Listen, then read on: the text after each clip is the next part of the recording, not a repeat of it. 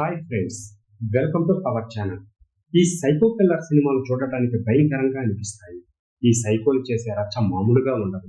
ఇప్పుడు మనం చెప్పబోయే సినిమాలో ఒక సైకో కిల్లర్ వరుస హత్యలు చేస్తుంటాడు.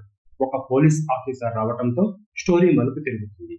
ఈ సినిమా పేరేమిటి, ఎందులో స్ట్రీమింగ్ అవుతుంది అనే వివరాలు ఈ వీడియోలో తెలుసుకుందాం. ఈ తమిళ సైకలాజికల్ థ్రిల్లర్ పేరు ఇరైవన్.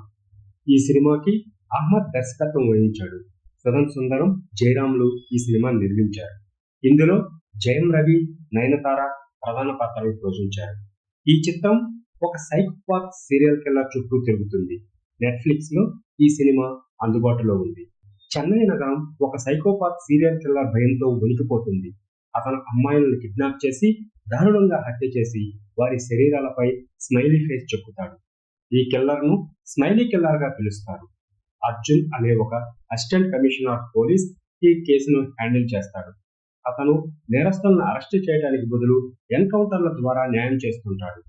అతని స్నేహితుడు ఆండ్రూ అతని ఆవేశాన్ని అదుపులో ఉంచమని హెచ్చరిస్తుంటాడు. కానీ అతని మాటలను పెద్దగా పట్టించుకోడు అర్జున్. ఆండ్రూ సోదరి ప్రియాతో ప్రేమలో ఉంటాడు. కానీ తన వృత్తిలో శత్రువుల కారణంగా ఆమెను వివాహం చేసుకోవడానికి ఆలోచిస్తుంటాడు. ఆండ్రూ తన భార్య జాస్మిన్, కుమార్తె సోఫీతో సంతోషకరమైన జీవితాన్ని గడుపుతుంటాడు. అర్జున్, ఆండ్రూ ఈ సీరియల్ కిల్లర్ ని ఛేదించడానికి కలిసి పనిచేస్తారు. వారు ఈ కిల్లర్ ను బ్రహ్మగా గుర్తిస్తారు. అతను తనను తాను గాడ్ గా భావిస్తూ హత్యలను ఒక దైవిక చర్యగా చూస్తాడు. బ్రహ్మ తన బాధ్యతలను ఎంచుకోవడంలో, హత్యలను అమలు చేయటంలో చాలా తెలివిగా వ్యవహరిస్తుంటాడు. చాలా నెలలు కష్టపడి అర్జున్, ఆండ్రూ కలిసి బ్రహ్మను పట్టుకుంటారు. కానీ ఈ కిల్లర్ ను పట్టుకునే క్రమంలో ఆండ్రూ దారుణంగా చనిపోతాడు.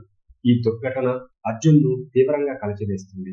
అతను పోలీస్ ఉద్యోగాన్ని వదిలేసి ఆండ్రూ కుటుంబంను చూసుకోవడానికి ఒక కాఫీ షాప్ ను ప్రారంభిస్తాడు.